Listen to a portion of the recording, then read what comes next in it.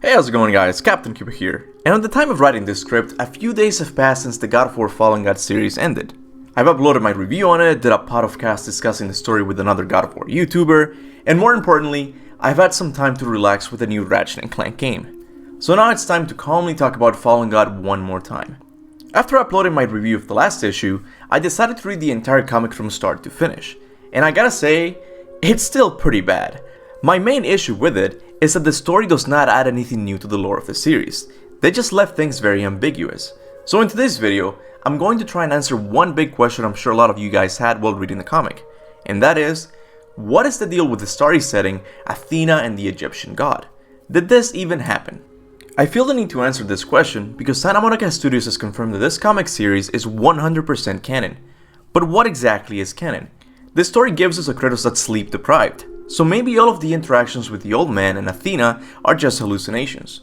Kratos even points this out in one of the panels. But you have to understand that if this is the interpretation you are going for, then the story truly was about Kratos killing a hippopotamus. This is as meaningful as saying Kratos ate some beans with a side of Draugr last Tuesday. The other possibility is that all of these interactions did happen, but this comes with some serious implications. Implications that I'm not too happy to be telling you because it will make aspects of this universe more confusing, especially the character of Athena. So which one do I think is correct? I personally believe these interactions did happen because of one moment in the comic. Since issue number 1, the story introduces us to an old Egyptian man that kept on telling Kratos how he couldn't outrun his destiny. The God of War community has always suspected this man was none other than the Egyptian god Thoth. Our theory was officially confirmed in issue number 4 as we saw this character in his true god form. So I have a question for those fans that still believe this is a dream sequence.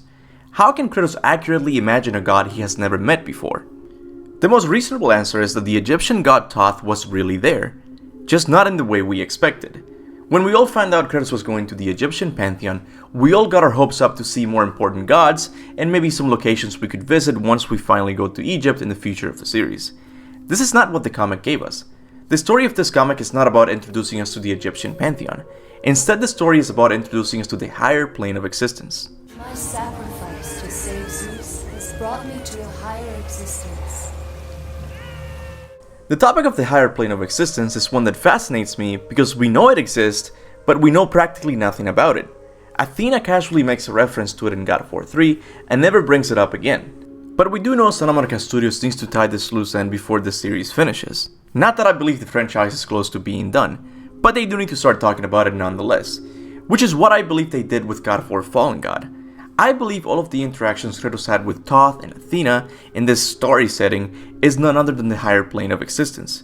This is why when Athena says, "You must return home and fulfill your purpose, Kratos," she's not talking about Kratos returning to Greece. Instead, she's talking about Kratos returning to his world to fulfill the purpose the higher existence has decreed for him in the Egyptian pantheon, which was to protect the innocent villagers from the chaos beasts.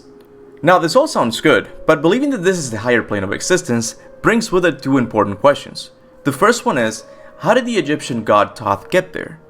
All the information we have on how gods ascend to the higher existence can be found in an interview with Cory Barlog that dates all the way back to 2010. In the interview, he says that Athena was the first deity to have a selfless death in this universe. So is this a criteria to enter this mystical realm? A god must die in a selfless manner? Is this what happened to Thoth? It's possible, but like I said before, this information can only be found outside of the games, so I'm not sure if it's still canon. It might just be the case that Santa Monica Studios is changing the rules on how gods ascend to the higher existence. The next thing I'm going to talk about certainly makes me think the story of the higher existence has changed, and that is the character of Athena. Athena in this comic is a stumbling block because her looks and behavior is the same as the one from God of War 1 and 2, not God of War 3.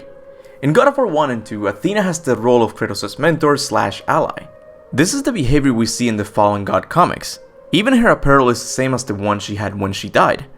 But this is a problem, because after Athena ascended to the higher existence, she returned to Greece with the hopes of obtaining the power of hope to rule mankind as she saw fit. Her plan failed as Kratos gave the power of hope to mankind instead. This left the relationship a little bit sour. You disappoint me, Spartan.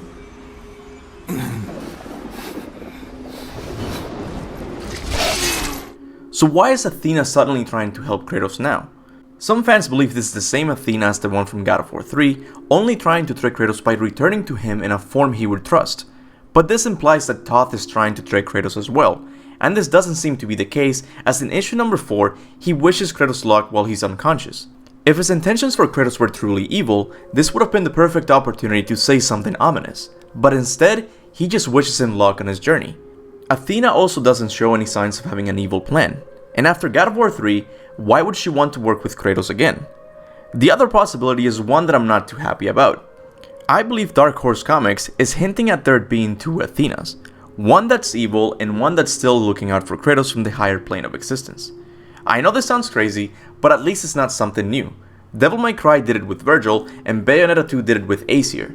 Maybe Athena is joining that club as well. Again, I have to remind you that everything we know about the higher plane of existence comes from interviews, not the games themselves. It's possible the lore around it has changed. Maybe after Athena ascended to the higher plane of existence, she saw that there was something inside of her that was evil, that wanted to rule that realm all by herself. And because the higher plane of existence is a place of purity, she got rid of that evil half of her and sent it down to the world below. The good half remained in the higher plane of existence, while her evil side was sent back to Greece. This could explain why she looks like a ghost and why she's looking for the power of hope. This Athena is weak because she's not complete. You even see her scared of the Blade of Olympus.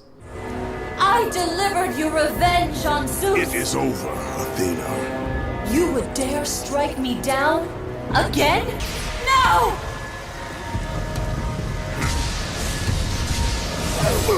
Maybe evil Athena's plan is to gain enough power on Earth to bring the fight back to the higher plane of existence. Or maybe the comic is simply poorly written, and it's not worth thinking too much about. Maybe the story truly was about Kratos killing a hippopotamus. But definitely let me know in the comments section below what you think the story of this comic means. Do you think these interactions with Athena and Thoth really happen? Is it possible there's two Athenas? Whatever your thoughts and theories are, make sure to leave them in the comments section below. As always, I want to give a big thanks to all of my members for their monthly support of the channel. These guys and gals are the reason why I can afford to take more time and deliver these longer videos for you guys to consume. Not to mention that they also help with other channel expenses. So from the bottom of my heart, members, thank you so much. I would also like to thank everyone who likes and shares my videos. It doesn't seem like much, but it really does help. So with that said, thank you so much for watching. And remember, go forth in the name of the higher plane of existence.